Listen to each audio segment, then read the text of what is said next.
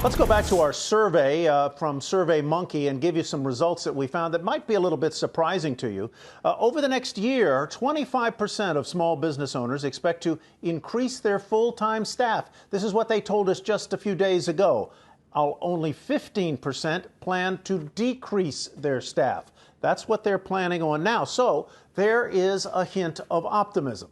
Well, if there's anybody I know who can put a buzzkill on optimism, it is our next guest. But he does it in a humorous way, and he also has encouragement for small business owners. He is Mr. Wonderful. Yes, Kevin O'Leary of Shark Tank fame, frequent appearer on CNBC, a CNBC contributor. He is the co-host of Shark Tanks, and he is the head of O-Shares ETF. He spoke recently with our Kate Rogers. Kevin O'Leary, great to see you. Thanks for being here today. Great to be here. Thanks, Kate. So we're here to talk a bit about tough love, when you know it's time to hang on to your business and keep it alive, and when it may be time to fold, shut down, and start something new. It's a hard question to ask, but when do you know that your business isn't just in a rough patch that you can grow and move on from, and when it might be time to actually close your doors for good? What are some of the warning signs? Well, we're in a new digital economy now. Obviously, pre-COVID, if you look at how the typical small business model worked, 50% was sold through retail. Amazon's become a big part of small business in America. It's about 40%. And then 10% was generally from the site's own website. Now, obviously, after retail shut down, what becomes most important for any small business is acquiring customers direct, where they get full 100% gross margins or close to it when they sell the product direct to their customer. So here's the key. You have to figure out what your customer acquisition costs are. That's new terminology in a digital economy. If it costs you $20 to acquire a customer and you only profit $10 from each customer, you're going to go bankrupt. So the simple model that everybody should be looking at is, what is my customer acquisition cost and what is the lifetime value of my customer? As long as the cost is lower than lifetime value, you're in business. If you're unable ever to get your customer acquisition costs below lifetime value, you'll go bankrupt. So I give businesses about 36 months. I mean, if you can't do it in 36 months, you're never going to do it, and you're going to go out of business. It's that simple. What about now? Does that 36-month time period still apply in this new era that we're living in? Would you give yourself a little more time to potentially stay afloat if you can? No, now it's more important than ever. The new digital America 2.0 is all about using this new technology to drive business direct to customer. That is the key.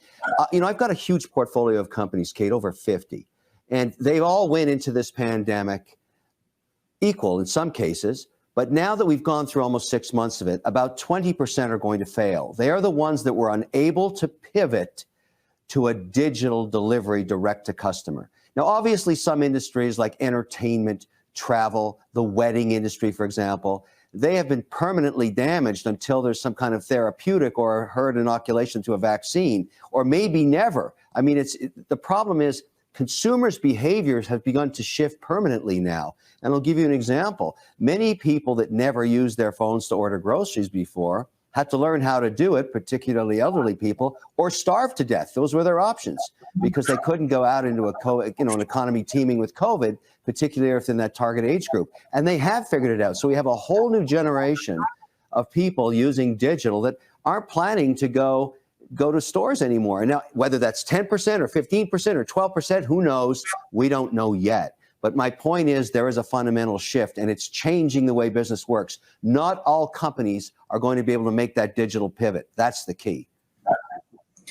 Any tips or pointers for a company that may be in some trouble now, but wants to make that digital shift and they're not quite sure where to start? As you mentioned, there are a lot of tools to do this out there, right? The internet's accessible to everyone. Social media is accessible to everyone.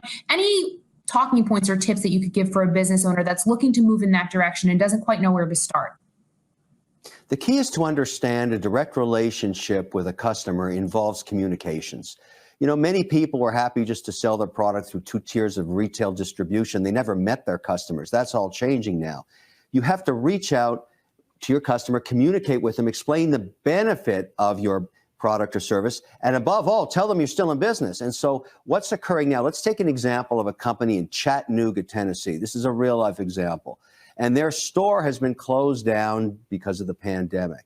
They reached out to around 60-mile radius around where that store was, knowing that the majority of their customers were that far away or no more. So they used tools like Facebook to do geo-locked advertising, 60-mile radius around that store. And they reached out and said, look, the store is closed, but we can still service you directly. Now, Kate, here's the key that's so magical about this. In the old days, they'd have to burden themselves with the cost of running a store. Generally, their margins are about 50%. Sometimes they use the distributor for other stores in the region as well. So when they made $1 of sales, they only took in 50 cents. When they sell directly to their customer now, because they set up a Shopify platform in this case, and they're using Facebook to reach out to their customers, when they sell $1 of sales, they're keeping almost 95 cents on the dollar. So effectively, their sales could collapse in half, and they'd still make the same amount of cash flow. But that's not what happened. They were able to recoup 60% of their customers. So they're actually, in the middle of this pandemic, making more free cash than they ever have before because of this new digital pivot, this new digital economy, this new efficiency, this direct to customer.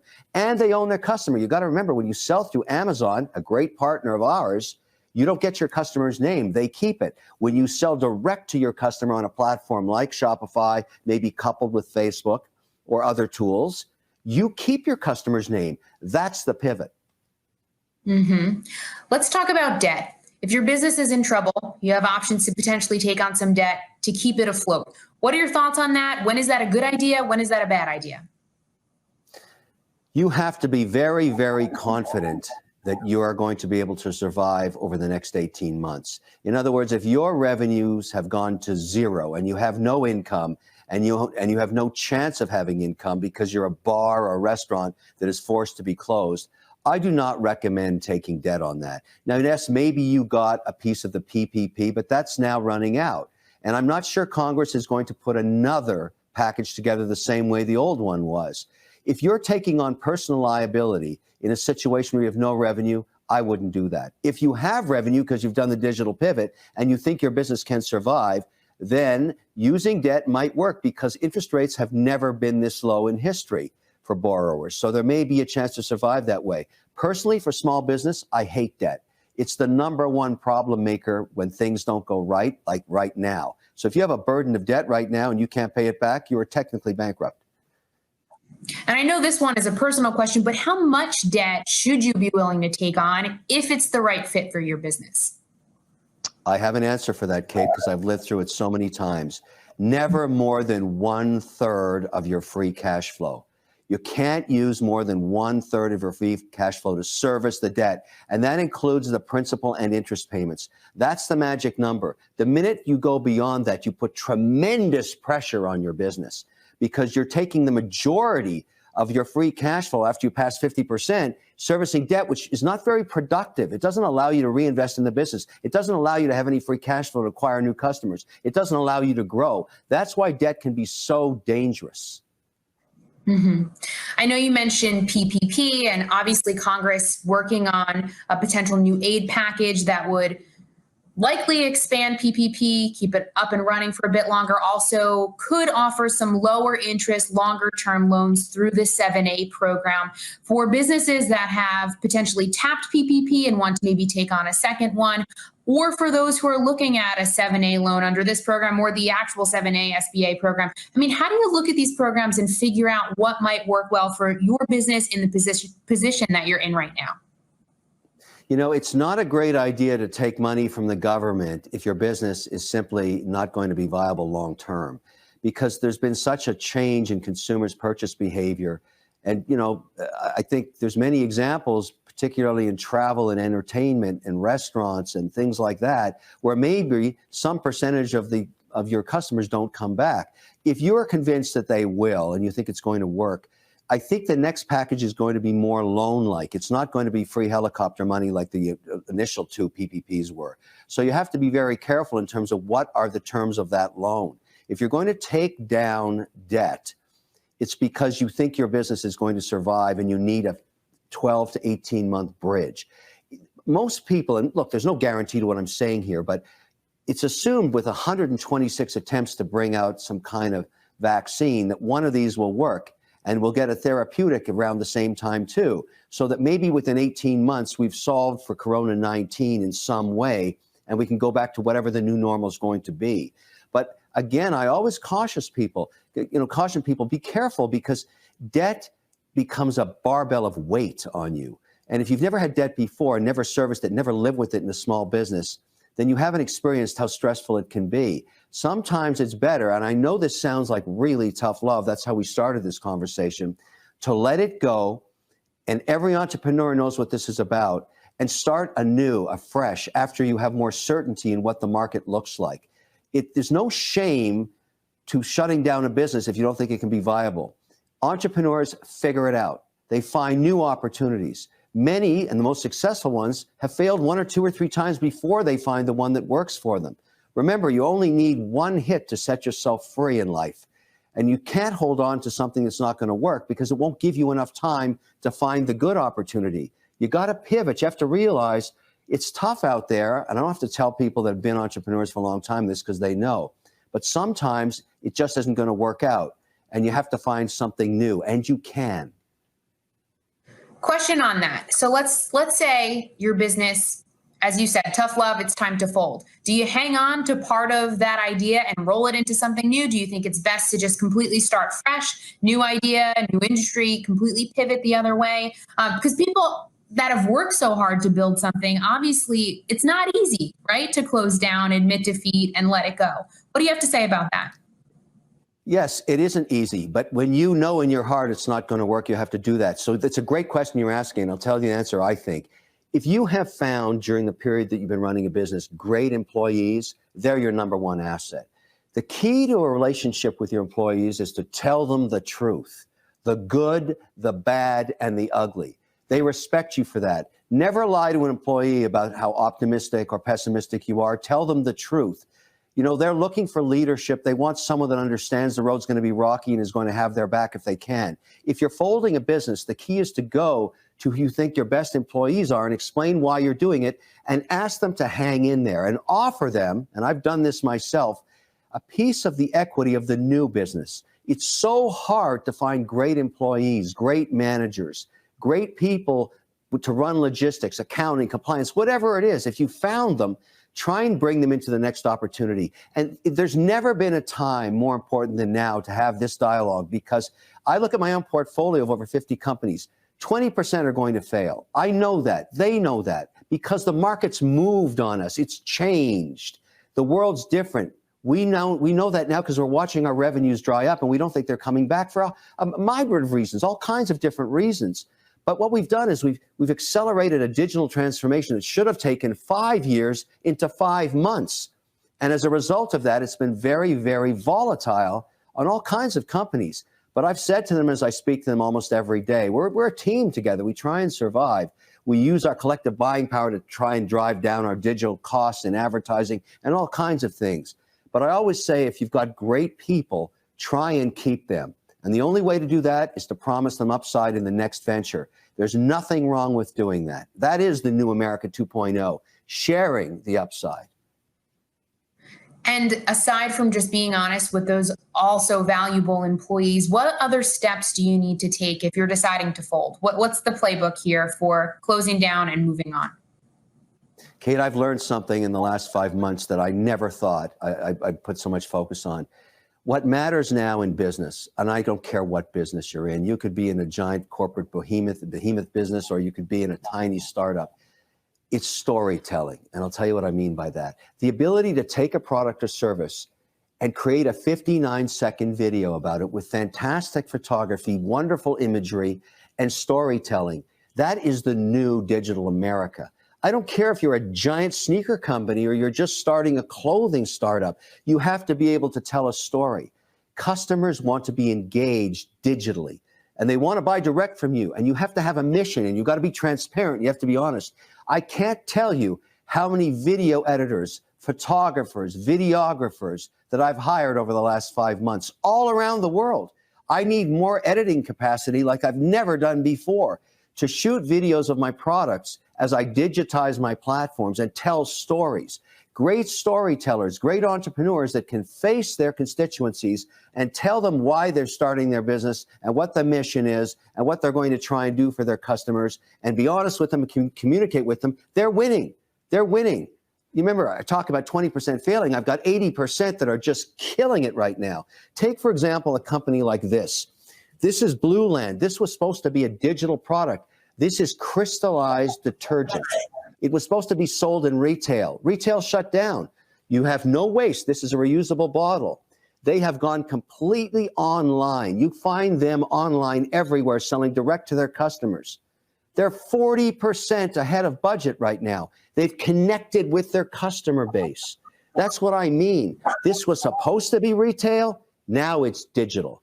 And that was all done in a matter of about 60 days. Same with something like this. Love Pop, you know greeting cards, Kate. They're purchased emotionally in retail, in places, in boutiques, in malls. They're all closed. The company's gone online and told their story digitally. And I've got dozens of examples of things like this. And how have they done it? Primarily Facebook and digital tools like that, reaching out directly to their customers. You have to become an expert on social media to do this. And if you're not, hire one that is. Was just going to say that. A lot of work out there for people who are skilled with social media.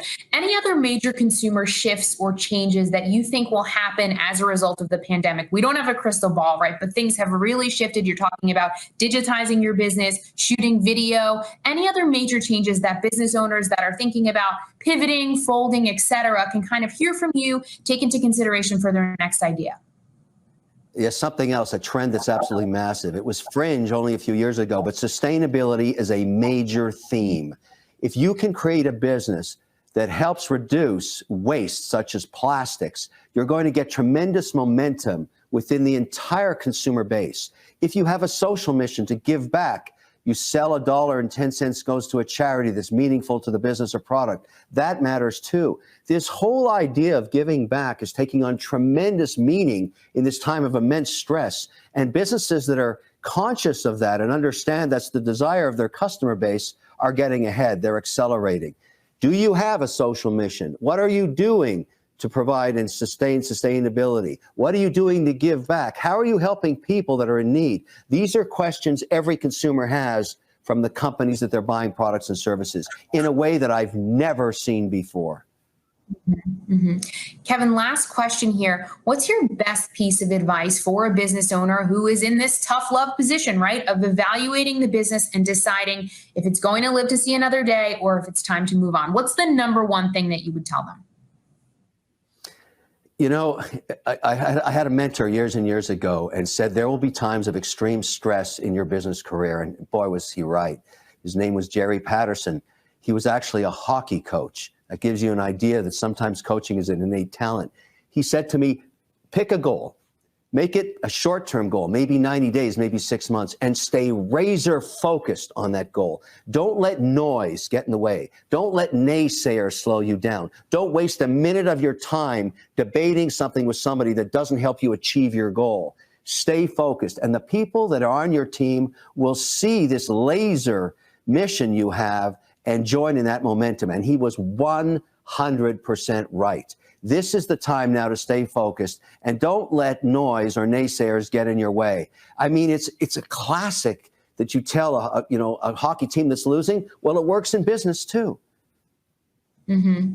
That is a great piece of advice. Stay laser focused, stay positive. We know entrepreneurs are creative and many of them will live to see another day through this. They're going to get creative and really work hard on keeping their business afloat and potentially taking some of their best business ideas, pivoting and creating something new. We thank you so much for joining us today, Kevin O'Leary. Thank you for your advice and your time. Thank you, Kate. Take care.